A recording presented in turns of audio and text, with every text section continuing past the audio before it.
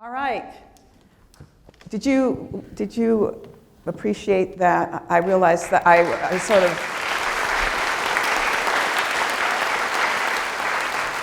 some of you may have expected to just open it up to questions right away, but I just felt it was so important. So we've got another half hour to 45 minutes, and I will answer all your questions. Yes. The president on Friday said that because of minors having their records expunged, that this would not be calculated in a background check. Do you have any comment on that? Well, I didn't hear him say that, but I think that there's a reason why we want to give children the opportunity to have a clean slate. But I told you about the program here in San Mateo County. I do think that we need to get to these young people and provide services and help them move through adolescence in a manner that doesn't make them feel that they're a loner, and give them the health care services, the mental health care services they need. So I think I am for continuing to give young people a clean slate as long as they have not engaged in violent behavior during their teens. Yes. Yeah, Jackie, I feel, that you're doing a damn good job. But at this, okay. I want to say, in regard to Mitch McConnell, I call him the turtle. He's in the pocket of the NRA, and we know where Trump is. And the NRA gave him $30 million, and I think he's just going to backpedal. And when is he going to take it up? I'm willing to bet $100 out of my military retired pay that he's going to try to wiggle out of it. And I don't want that to happen. So, Jackie, again, thank you for the fight you've done.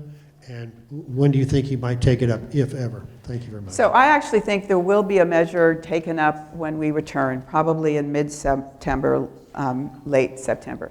If there is an effort to try and link immigration and guns, then we'll have a horrible situation on our hands. They're two separate issues. Obviously, the president has different ideas than the majority in the House. So we're going to hopefully be successful in keeping those two issues separate. Jackie, and thank you for doing this today. So I want to say thank you for absolutely for universal background check. I think this is something we really need to do.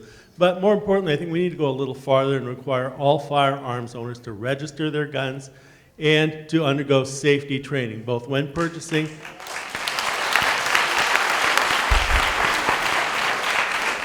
and they should need to re-register, just like you re-register your car, every 5 years, and proof of safety training again. Right? I think that if we keep following up on these things, it helps reinforce the attitude that this is a very dangerous thing that we are keeping our eye on. Thanks. Well, thank you, Rick. That's a good suggestion. All right. I think we've got a lot of questions. I'm going to just start at this end and move across so that everyone has a chance. But please make your questions short, and I'll try and make my answers short. I'm not very good at doing that, but I will try. Okay, quick question.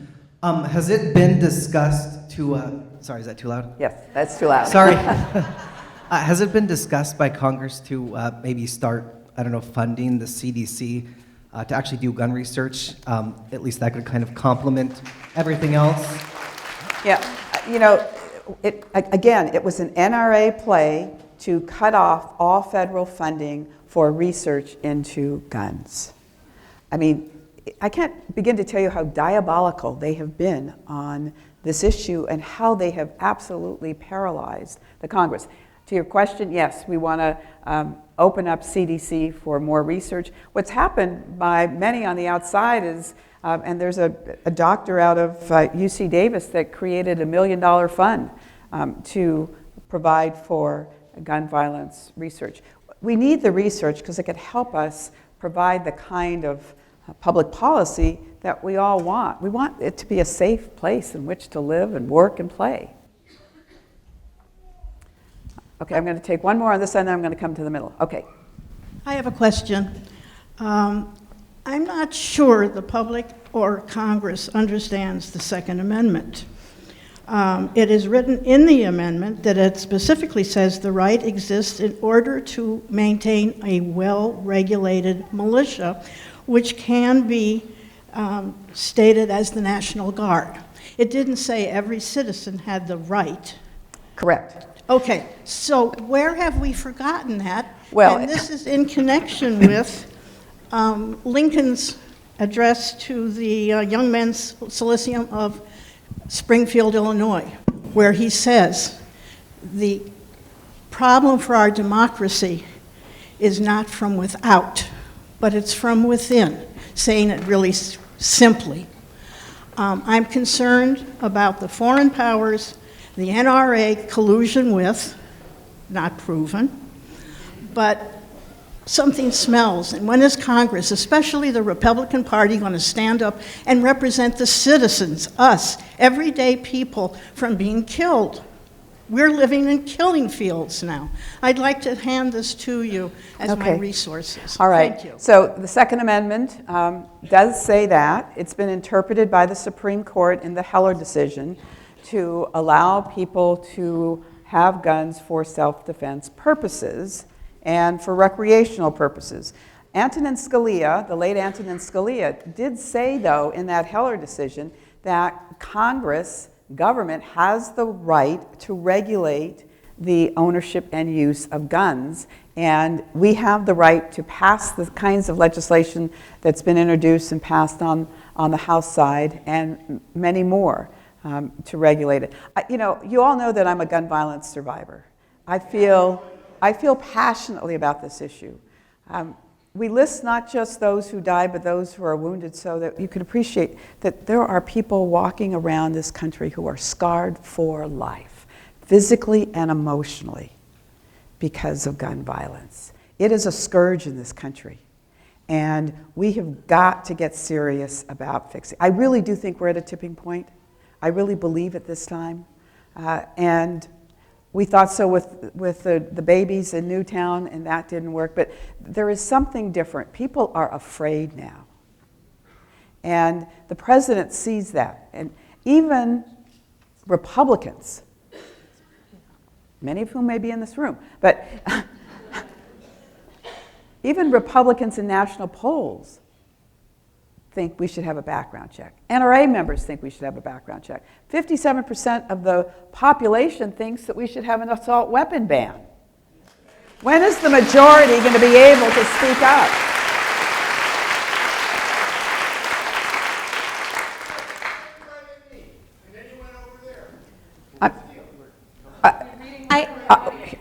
Sir, this is what we're going to. Sir, this is what we're doing. I'm going to take 2 people from each group, and I'm going to come back and do it again and again. Okay. Did I point at you? If I pointed at you, let's answer your question. I won't point at anyone else for fear of. All right, what's your question?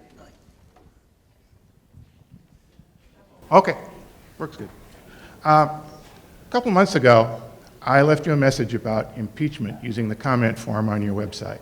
And there's a little box there that says, check if you want a response. And kind of in a what the heck moment, I checked it. I wasn't really expecting anything, and I didn't think anything about it after that. Well, this week, I got a response. I don't know if anybody else got one of those. I don't think I'm particularly special in that regard. And basically, it was, kind of what I hear from Jerry Nadler and Nancy Pelosi all the time. No, I actually. All the facts about obstruction, yada, yada, yada, yada, yada, yada. And What is your question, sir? I'll get to the question. I'll get to the question. I will not be dodged. I will not be dodged on impeachment. Sir. The death of 7 children in the custody of Border Patrol. I will not be dodged on a president coddling KKK and white supremacists. Those are your impeachment issues. And I want to know, my question is, will you lead by demanding that everyone in the Congress go on the record on those issues. I have, Systematic torture and death of children. all right, thank you, sir, for your question, and this is your answer. I am already on the record supporting impeachment based on the Mueller report. I'm also on the record to impeach the president based on the racist comments he made to 4 members of Congress. I am on the record opposed to the way he has treated migrants at the borders, and I have made 2 trips there. So I'm doing the most I can do at the time to make myself clear. I go on TV and am very clear about where I stand on these issues. Okay.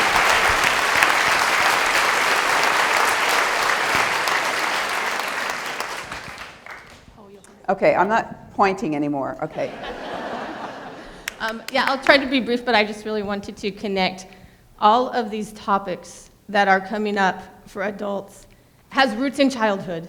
And I think that if we really start to support children's learning and parents earning together, you know, we can still really make a gain on a lot of those issues so they don't become problems, it's roots. So one of the questions that our group, I'm here with Parent Voices of San Mateo, California is doing really well with the new governor encouraging. Your question, please. So the question is, what you might be able to tell us about the Child Care for Working Families Act. It's HR 1364, and it's been proposed by Bobby Scott, and it's now, I understand, to be in the Education and Labor Committee Department. Do you have any updates on that at all? So he is the chair of that committee, and as chair and as author of the legislation, I am certain that it will pass out of that committee and come to the House floor, and I will support it.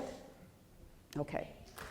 Congresswoman, we have some written comments about the intelligence agencies. This says, please speak about the takeover of our intelligence agencies by Trump loyalists and the safety of our elections, as well as what legislation will you support to stop foreign interference in our elections, consistent with the First Amendment? Okay.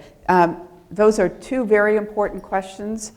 The one that speaks to how the president has now gotten rid of the chair of the National Intelligence Agency, Dan Coates, and now Sue Gordon, who was second in command, has been relieved, absolutely undermines our intelligence capacity in this country. These are professionals. She had been a part of the intelligence community for 30 years, highly regarded by Republicans and Democrats. We see a pattern here. The president wants to get rid of people that are not going to tell him what he wants to hear. So why is that important? Because Russia is here now. They are engaged in trying to undermine our election for 2020. They were here for 2018, and they were clearly here for 2016. I believe personally that the president wants Russia to be here to intervene in the elections. So it is deeply concerning to me. We will be having a hearing in the Intelligence Committee about election security. We have a bill that has passed by the House, sent to the Senate, on election security that would give states more money to spend to guarantee election security. The problem with our machines, there are only 4 companies that make these machines. They make cities and counties and states sign a contract that says they won't red team them. That means they won't try to determine if there's bugs in the system. And so what does that tell you, right? The Russians attempted to get into and was successful into getting into one of these companies in Florida. They did get into the election voting records in all 50 states. Now, DEFCON is an organization of white hat hackers. They had a conference, they've had a number of conferences over the years. The last couple were in Las Vegas. They bought 10 election machines, and before the first opening ceremony session was held, one of the machines was hacked into. And before the weekend was over, all 10 had been hacked into. I don't think we can be confident about our election machines. And that's why I'm a big proponent of what are paper ballots, optical scanning, and 100% audit. Okay, we had one question here, one more question in this row, and then we're coming over here. I'll try to be really brief. I'm just wondering, looking at the situation at our border and the heart-wrenching whole dynamic, is there any, and this madman wanting to put $2.5 billion of military money into building the wall. So is there any counter for us as from the other camp to build a sane processing center at the border where we can work with Mexico together, something on both sides of the border? I mean, this money could create a city at the border, you know, that the people could healthily live in and create their own lives. It just feels like we've gone so far from basic sanity, you know, that this is going on now. It's like every day if I think about it, it's so, you know, why am I going to the theater instead of the border? You know, I don't know how to deal with it, but it just seems like sanity. If we can we do something very practical, very sane with our resources and our consciousness? So, of course there are things we can do. I mean, one of the things we did in 2018 is change the dynamic in Congress by electing a majority that has, I believe, a different approach to dealing with these issues. But as long as the Senate and the presidency are in the hands of Donald Trump and his control over the Senate, we're dealing with our hands tied behind our back. That whole funding for the border wall has gone through to the Supreme Court, who's basically said, no, he can reprogram that money, even though we have fought it. Now, my goal is let them start, you know, pouring the cement, and as soon as the 2020 election is over, we're going to break down that wall and be done with it. I'm not going to point. Well, I have no question, but I do have an observation here today. I see lots of discussion on symptoms, no discussion on disease at all. I mean, President Eisenhower warned us in 1960, someday this country will be taken over by the military-industrial complex. I think he's very optimistic. We have a long way to go. I look at this, I'm very What is your question, sir? Well, question, we have to, the question is way, at least I have no question. Okay, thank you. That was an observation. Well, let me just suggest to you, sir, I just wanted to say, well, in terms of the military-industrial complex, he is right. I spent a lot of time on the Armed Services Committee trying to hold the line on what is a lot of wasteful spending in our military. Okay. Well, good morning, and thank you for inviting everyone and having this forum. My name is Yvonne Webb, and I'm a retired executive from Kaiser Permanente, where I led the Council for Individuals with Disabilities and support for veterans as well. And I am not here to ask a question, but more to offer that I would be proud and honored to volunteer to work with your office on issue advocacy. I have formerly been on the Commission for Status of Women for San Mateo County for 4 years, the president the last year. Okay. I've also served on a domestic violence task All right, we'll force. take your name again. All right, thank you. All right, let's go back over to this side.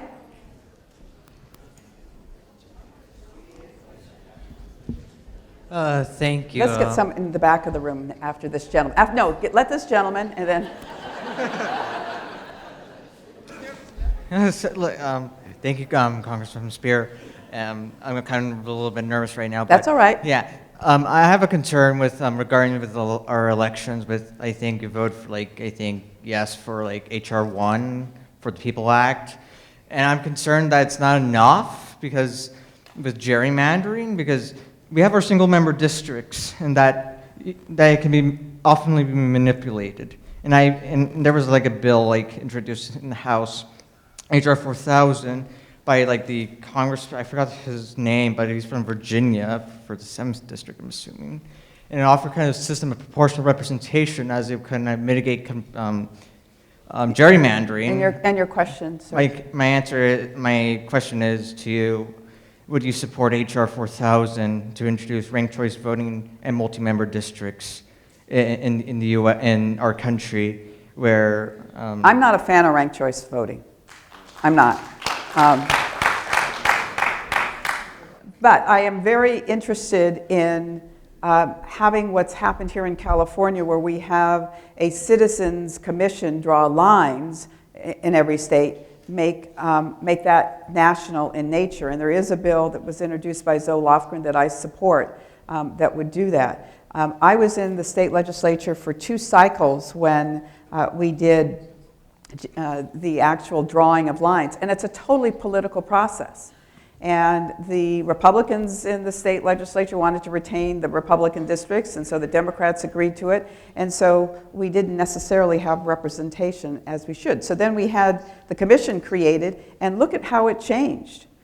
7 Republicans lost their congressional seats this last cycle. So I do think we need reforms in terms of the drawing of lines to prevent gerrymandering, and I think we need to reform the Electoral College.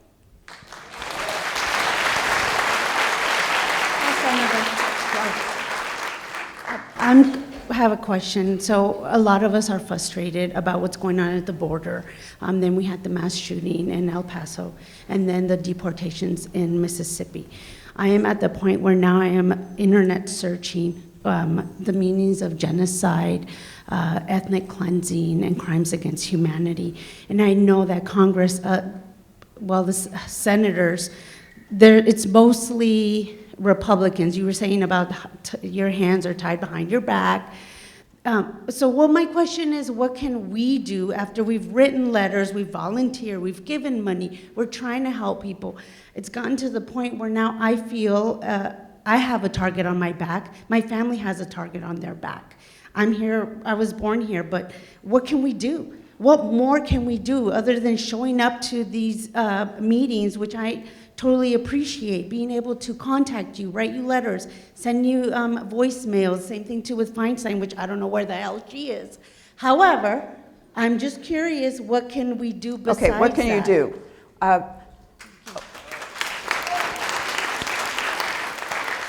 There are a number of organizations that provide services at the border. One of them was created literally right here in San Mateo County. It's called Bay Area Border Relief. I think they have a table outside. There are a number of other resources out there. We are doing what we can to provide relief to migrants at the border. I think for those of us who are identified by others as being foreign, that we have an obligation, one, to do more training of our police, who are now profiling, I believe, people in ways that really frighten me. People are being pulled over. I have a staff member who's been pulled over a number of times because she looks foreign. Well, we're all from foreign heritage, so let's be clear about that. The extent to which you feel that you have a target on your back, I think the rest of us need to circle you and protect you. And when if people say something like, go back home, you have to look them straight in the eye and say, this is my home. This is my America. It's important to stand and be heard. So don't be intimidated. But we all need to stand with you. And that's very important. When you have the President of the United States telling members of Congress who were born here, and one who came here as a refugee, and actually who's lived in this country longer than Donald Trump's wife,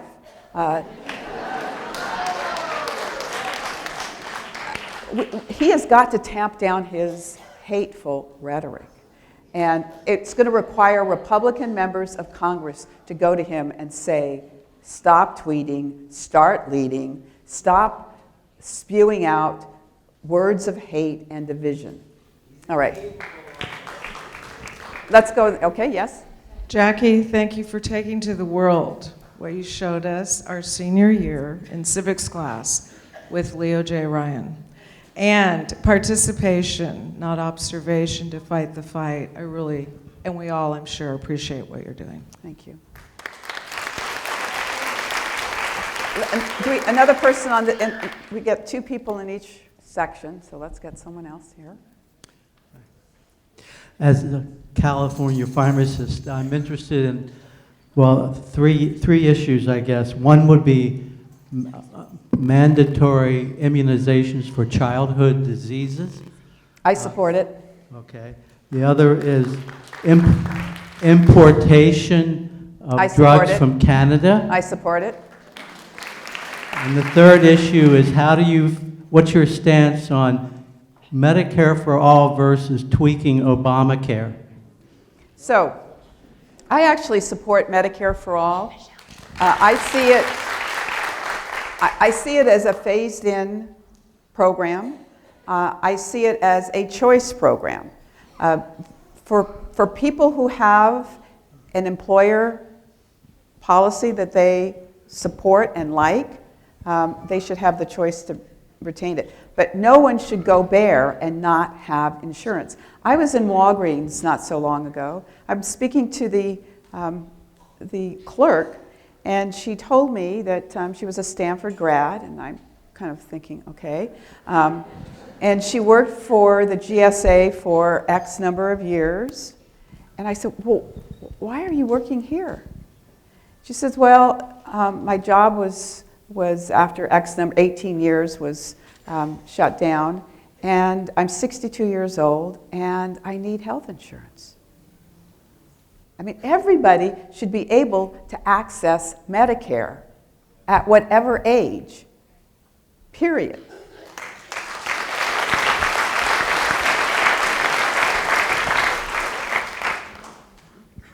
Thank you so much for all you're doing for our community, first of all. I want to ask you about strategies that we as ordinary Californians can use to influence the Senate, impact the NRA and their very strong lobby, because what I'm seeing is that many of the shooters of these mass killings would probably pass the background check. So the assault weapons, I'm sure that our founding fathers didn't know about machine guns, etc. But what can we do? What strategies? For example, should we be calling relatives in other states and asking them to call their senators? And what else can we do?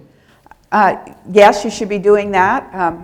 And you should be obscuring your area code number and calling members in the U.S. Senate.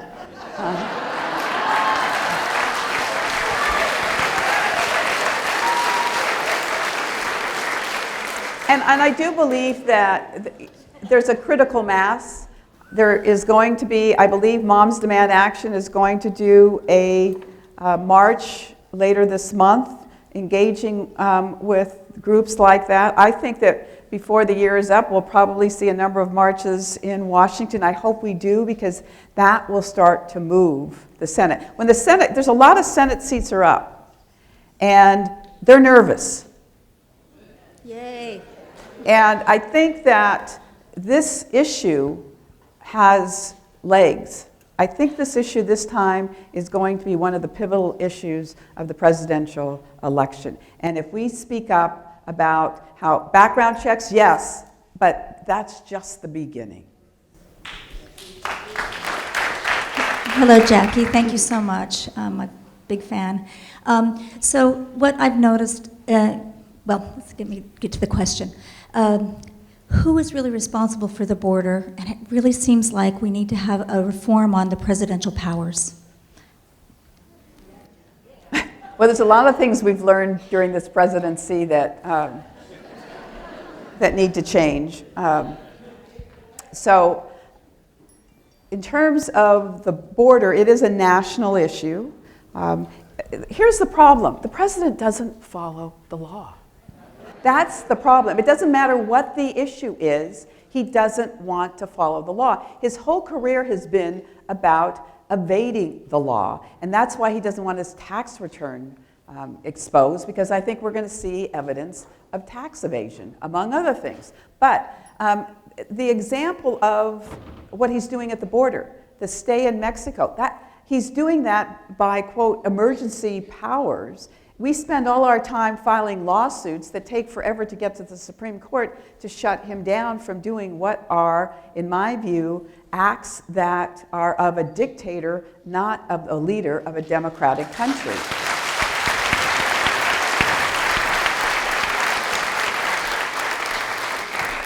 Well, I'm going to do one more sweep because it's Jackie Speier, over here. Oh, is there someone else over here? Okay, sorry. Thank you for everything you do, as others have said. Everyone in this room is, not everyone, a lot of people are on the same page. When I try to talk to people who are supporters of guns, and I try to give them the same statistics you gave and the reasons, they're very entrenched, and I was just wondering, have you had any success in changing anyone's mind, or do you have any suggestions on a one-on-one level? So, I think that law-abiding citizens who own guns recognize that there are limitations to gun ownership. They want their rifles to go shoot deer and bear and whatever else they want to shoot, as long as they're not people. And they want guns for self-protection. And they have a right to those. What they don't have a right to is having the American people become the statistic for yet another shooting. So Mike Turner, so here's a good example. Mike Turner is a Republican from Ohio. He has an A rating with the NRA.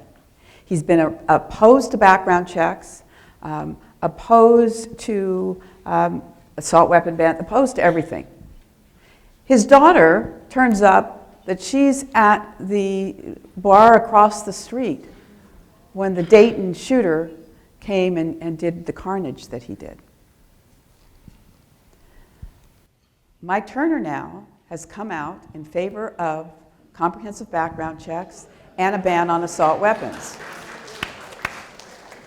I don't want us as a country to have every Republican have a member of his or her family subject to gun violence before we do the right thing. So I hope people like Mike Turner will become powerful advocates in the Republican Party to help convince them. So I would encourage you to write to Mike Turner and tell him how much you appreciate the fact that he changed his position. Hi, I was wondering... The cheap sheets. We're going to go to the cheap seats, excuse me. All right. In the next election, will there be an effort to push for paper ballots, especially since Trump will most likely not deny Russian support? There's a bill that's passed the House that would require just that. We've got to get the Senate to pass it. Can we put up on the screen McConnell's graveyard?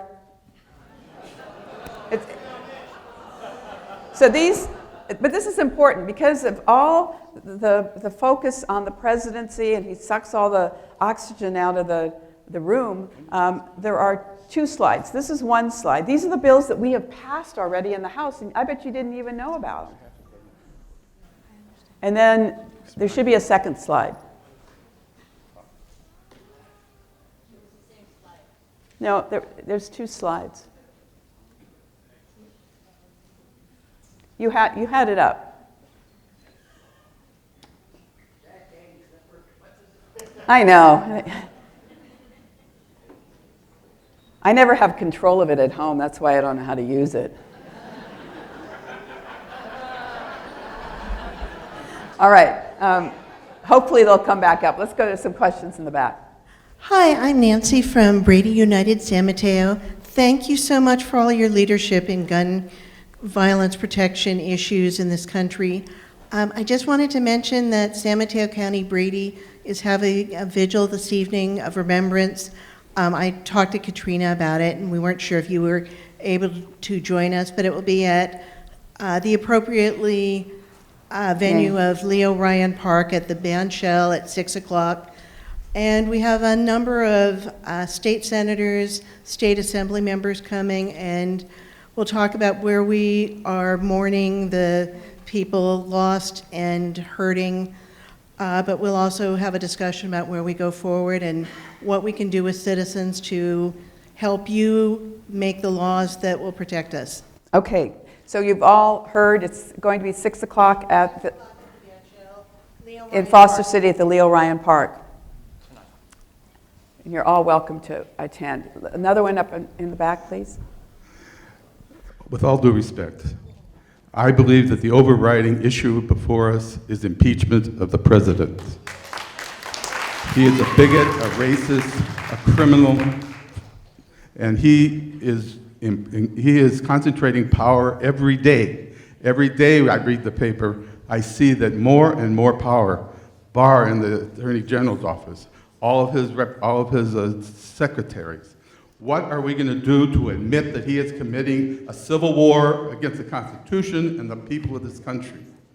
We can't go about this in the ordinary way of trying to deal in a political way with him. We must do something and admit this is a civil war and address it as such. Thank you. All right. I'm not willing to say this is a civil war. I don't want us to be at war in this country. But I agree with you. I believe he should be impeached. I actually think that over the course of this August recess, as more and more members have town halls, they're going to hear from people like you that are going to help them come to the decision. Now, we already have 119 members in the House that are for impeachment, along with one who is now an independent, Justin Amash, who was a Republican until a few months ago.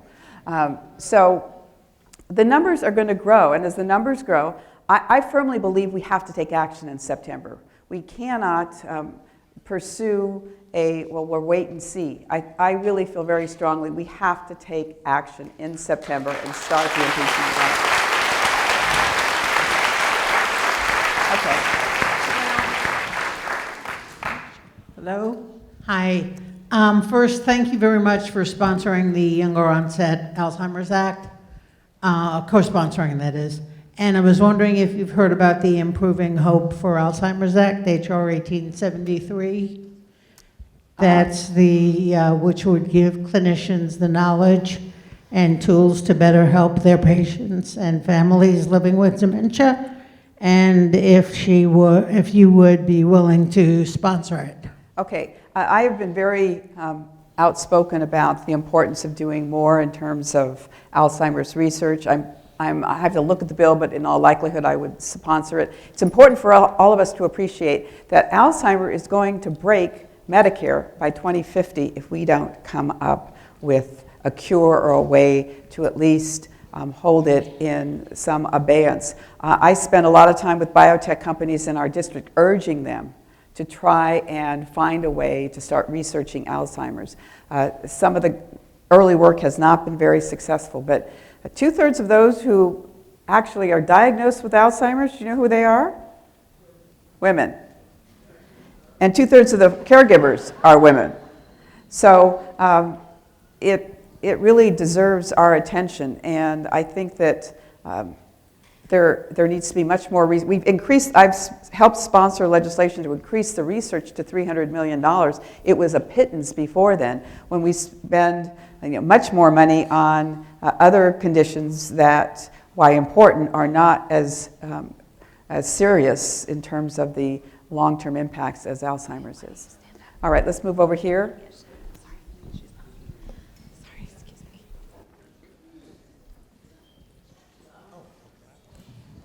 For those of you who are frustrated that you're not getting your question answered, I'm going to stay afterwards and I will answer some of your questions. Sorry. Okay?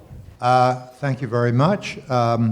Given all the discontent that exists in this country today about the administration and what's happening in the Senate or not happening in the Senate, why have there been so few national rallies? There was a rally right after president's election in 2016. Since then, don't you think that could have a major impact? People demonstrating Yes, peacefully? I do, and I think Why we need don't to we do it? Well, I mean, most of that happens with the grassroots. So I think we need to encourage all of the groups that are out there to start coming to Washington and making the case heard. But I do think we're starting to see a much more active populace than we have. Everyone's been exhausted, frankly, from what's been going on for the last 2.5 years. And I think everyone's got to wake up now and recognize it's time to save our country. Okay, another question here. Just get someone. Staying on guns, pardon the naivete of my questions. We've heard about the CDC and our founding fathers in the Constitution, so tying it all together,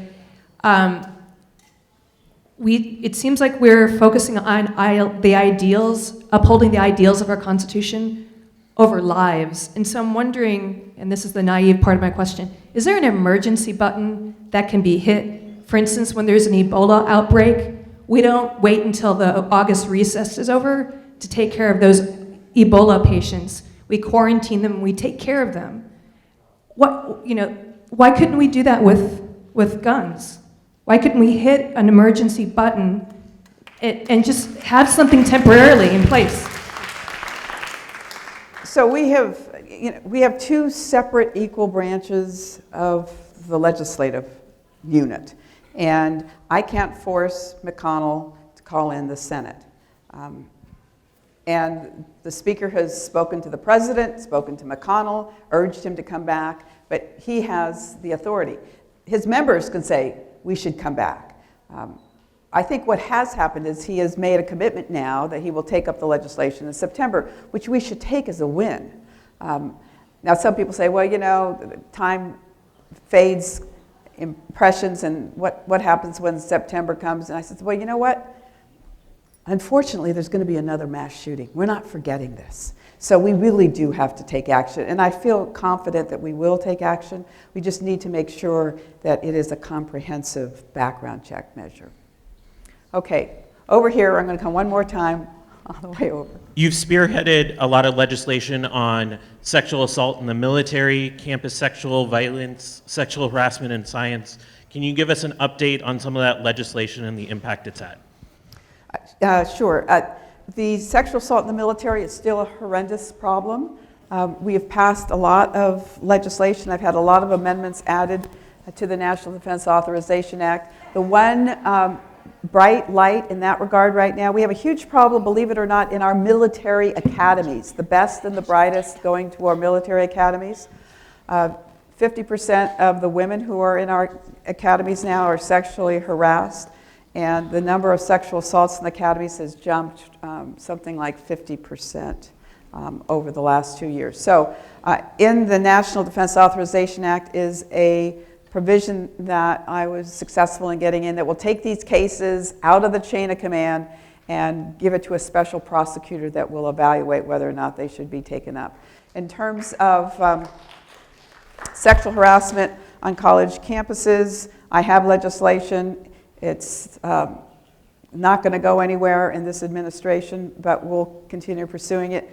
In science, since introducing the legislation, a number of organizations within the science arena have taken up the issue in a very serious way and are responding, I think, better, but probably not completely. My particular bill would prevent those who've had sexual harassment cases from getting grants from the federal government.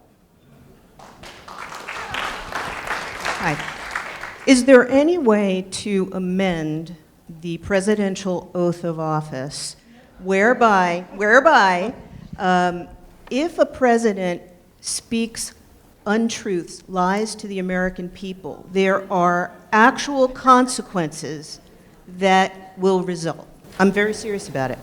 I know you're very serious, and I don't think there is a way to do that. I mean, the truth is that other presidents have lied on the Democratic side as well as the Republican side. And sometimes a lie is based on how they perceive things. Sometimes it's intentional, sometimes it's unintentional. I think the real question is Congress going to hold these people accountable, which is what the impeachment process is all about. Hi. I just wanted to ask a couple questions. First of all, thank you very much. I've read your book. You are an amazing woman. Thank you. 2 questions. One is, I know we want a Democratic president, however, and we'd probably pick anybody at this point. But the Senate is probably really important, as well as keeping the House. What is the Democratic Party doing to have that happen? And the other thing I don't understand is, why does McConnell have so much power that if the others want to vote on an issue, why can they not? So, your question is actually really astute, because I think in some respects it is as critical, if not more critical, to flip the Senate.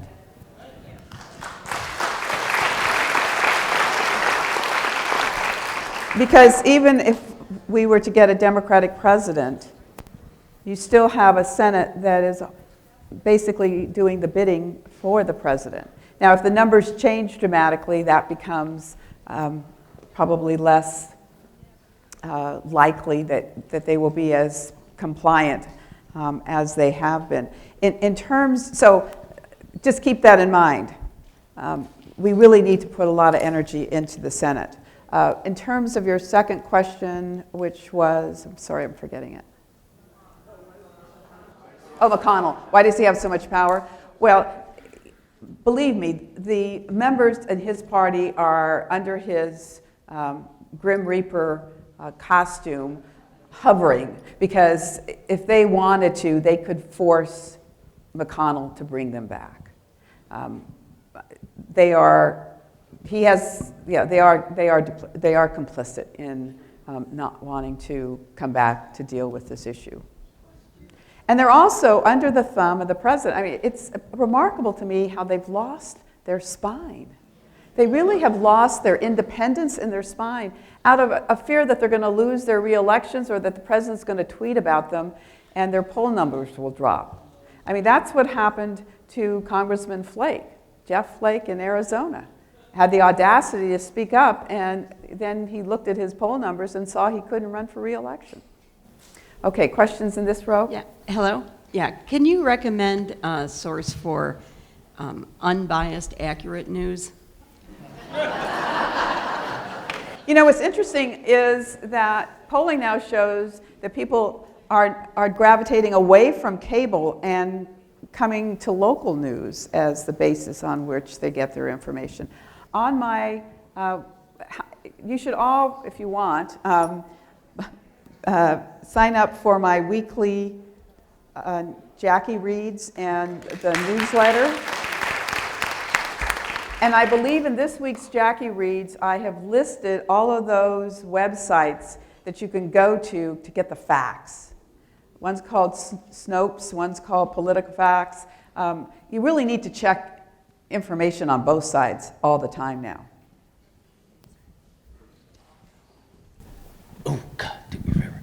I just want to know if you're going to hold accountable Steve Mnuchin, Wilbur Ross, for the obstruction of justice by not releasing, and their obvious obstruction, a breach of the statute, I believe it's 6103, and the further second statute that says if they don't provide, that shall, not maybe, but shall, and then they hold them accountable and punish them for their crime that they obviously committed by their obfuscation. Yes. We have held them in contempt. That is being processed right now. There is another case that is pending about the president's and Steve Mnuchin's unwillingness to follow the law, and eventually we will get the information we need. But to your point, once we get the information, it's not enough, because you have people that have become pawns of the president and aided and abetted him in illegal activity. Michael Cohen was absolutely right.